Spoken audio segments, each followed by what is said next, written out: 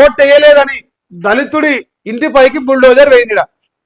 కాంగ్రెస్ గూండారాజు, బీఆర్ఎస్ నాయకులు సామాన్య ఓటర్లపై కొనసాగుతున్న హస్తం నేతల దౌర్జన్యాలు. సంగారెడ్డి జిల్లాలో కాంగ్రెస్ నేత గూండాయిజం. ఉమ్మడి ఖమ్మంలో గులాబీ నేతలపై దాడులు చేస్తున్నట్టు ఇట్లా పేదోళ్ళు పాపం దళితురిళ్లపైకి వేయండు. ఒక్క రెడ్డిగా పెట్టి చూపిస్తా జర్ర చూద్దామని చూస్తున్నాను నేను, ఒక్కసారి కనిపించలేదు. యూరియా గోస యాసంగి స్పెషల్. యాసంగి మొదలైంది. కాంగ్రెస్ సర్కారు పుణ్యాన రైతులకు యూరియా కోసం మళ్ళీ శురువైంది. గతానుభవాలను దృష్టిలో పెట్టుకునైనా సరఫరాపై దృష్టి పెట్టని రాష్ట్ర ప్రభుత్వ తీరుతో రైతులు ఎరువుల కోసం మళ్ళీ చెప్పుల లైన్లో పెట్టి పడిగాపులు కాసే దుస్థితి దాపురించింది. మంగళవారం రాజన్న సిరిసిల్ల జిల్లా వీర్నపల్లి మండల కేంద్రంలోని పిఏసిఎస్ గోదాం వద్ద యూరియా కోసం బారులు తీశాడు. ఇట్లా ఏజిరా బొమ్మ. అయ్యో అట్లుంటే ఆరోగ్యమే మంచిది, నిన్ను నూరేళ్ళు సంతోషంగా ఉంటా. అట్లుంటే ఏందనుకుంటారు? యూరియా బస్తాల కోసం రైతులు చెప్పులైన కడితే ఈ రాష్ట్రానికి అదృష్టం, వరం. అది ఒక వరం. ఎంత ఎంత గొప్ప కలగనుంటే రావాలి అట్లా. మరి మీరు అడుగుతారు ఇక్కడ, ఏమిరా మహేష్ నిన్నమన్నా మీదే మీ అన్న ఏదో యాప్ అన్నాడు, ఏదో అంత కథ చేసినట్టు. మరి యాప్లు పేర్లకే ఉంటాయి.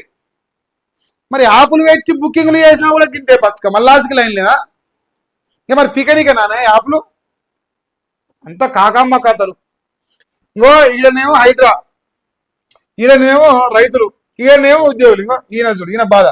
హన్మకొండ రామ్నగర్ లోని తన ఇంటి వద్ద చికిత్స పొందుతున్న చిన్నయ్య అంట, నా రిటైర్మెంట్ పైసలు నాకు ఇవ్వండి ప్లీజ్. వైద్యానికి 18 లక్షలు అప్పయింది. ఖరీదైన వైద్యం చేయించుకోకలేక ఇంటికి వచ్చిన 56 లక్షల బెనిఫిట్స్ ఇస్తే అప్పు తీరుస్తా. రిటైర్డ్ జిల్లా సంక్షేమ అధికారి చిన్నయ్య ఆవేదన. పేగు క్యాన్సర్ బారిన పడి మృత్యువుతో పోరాటం చేస్తున్నారు. బెనిఫిట్స్ కోసం 10 నెలలుగా ఎదురు చూపులు చూస్తా ఉండు.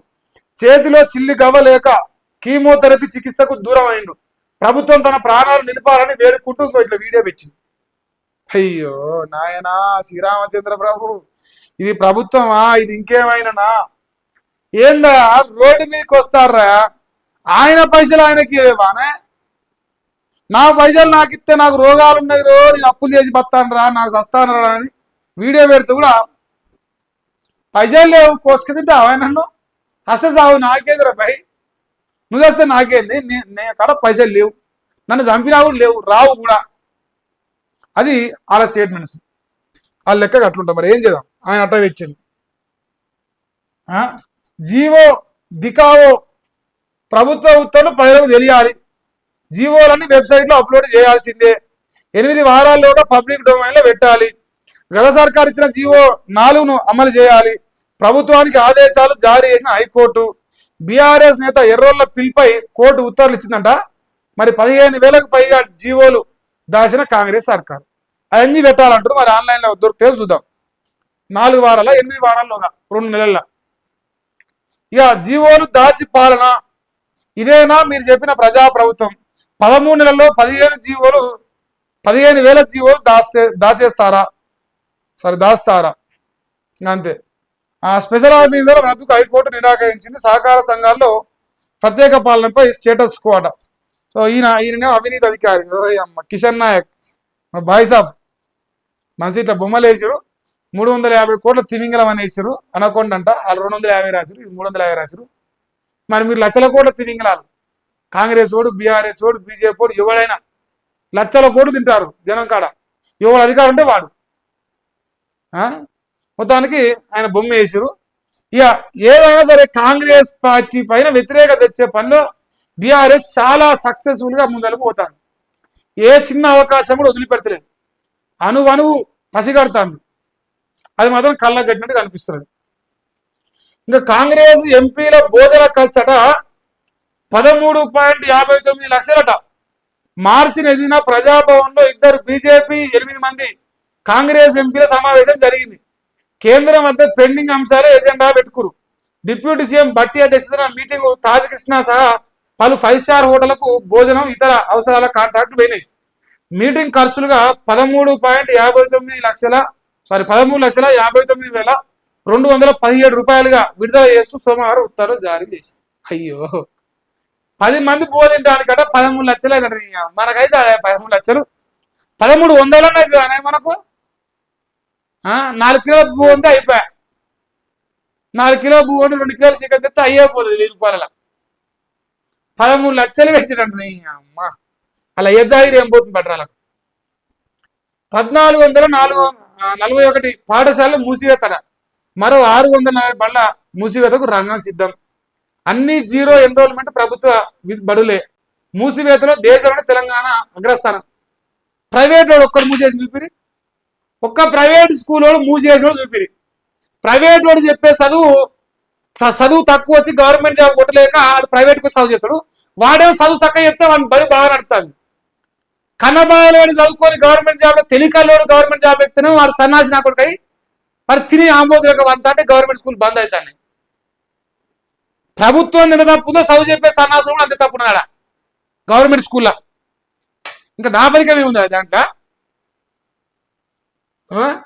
ఇంకా అపఖ్యాతిని తుడుచుకునేందుకు సర్కారు ఎత్తిగడ 3,144 యూపీఎస్లు మూసే దిశగా పావులు కలుపుతాంది. ఏం ఎదురు నాయన, మాకు ప్రైవేట్ దందాలు నడవాలి. నారాయణ చైతన్య ఇంకోడన్నా లంగా లత్కూరలు ఉంటే వాళ్ళందరూ నడవాలి. ప్రజలు ఇద్దరు పిల్లలు కాయించే సంవత్సరానికి 2 లక్షలు ఒడవాలి వాళ్ళకు. ఆ 2 లక్షలు తెత్తానికి రెక్కలు ముక్కలు చేసుకొని కష్టపడాలి వాళ్ళకు. అంతే కదా నాయన. ఫ్రీ విద్య ఫ్రీ ఎడ్యుకేషన్ ఉండి బ్రహ్మాండంగా చదువు చెప్తే తల్లిదండ్రులకు 2 లక్షలు మిగతా సంవత్సరానికి 2 లక్షలు ఏ పథకం వద్దురు నాయన. ఈ బొచ్చుల పథకాలు అదొక్కటి చాలు. ఇంటింటికి 2 లక్షలు మిగులుతాయి. అదొకటి. ఇంకేమున్నదా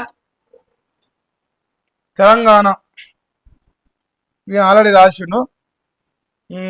జవాబుదారీతనంలో పనిచేయాలట. మాకు బాగా చెప్తాడు జవాబు.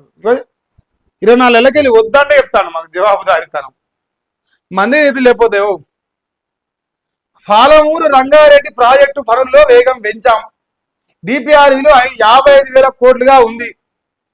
భూసేకరణ కోసం మరో 6,000 కోట్లు అవసరం. ఇంకా 30,000 ఎకరాల భూసేకరణ చేయాల్సి ఉంది. 90 టీఎంసీల కోసమే డిపిఆర్ అనుమతులు కోరాం. ఎక్కడా కూడా ఇంతకన్నా తక్కువ నీరు అడగలేదు. త్వరలోనే ఈ ప్రాజెక్టు పూర్తి చేసి నీరందిస్తాం. ఓ కొడుక్క, మా అన్న పెద్దన్న నీకు దండం పెడతాను, నీకు కాలు మొక్తావు. అమ్మో నీకు అంత తెలివి ఉందంటే వణుకుడు వస్తా అండి. అమ్మో నువ్వు నీ తెలివితోని నీ మేధాశక్తితోని నువ్వు ప్రాజెక్టు కడతావు. ప్రాజెక్టు కట్టుడు ఓ అమ్మ. పైసలున్నాయే, పైసలు కాసులు కావాలి కదా.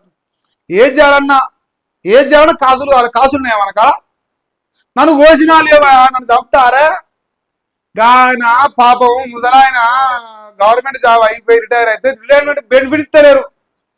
లక్షలే కోట్లు. ఇక నువ్వు కోట్లు వీక్ కట్టించి నువ్వు ప్రాజెక్టు కట్టి నీళ్ళు ఇచ్చి పోయమ్మో నవ్వుతారా? మీకు దండం పెడతా. చెప్పకరా నవ్వుకోరు మీరు.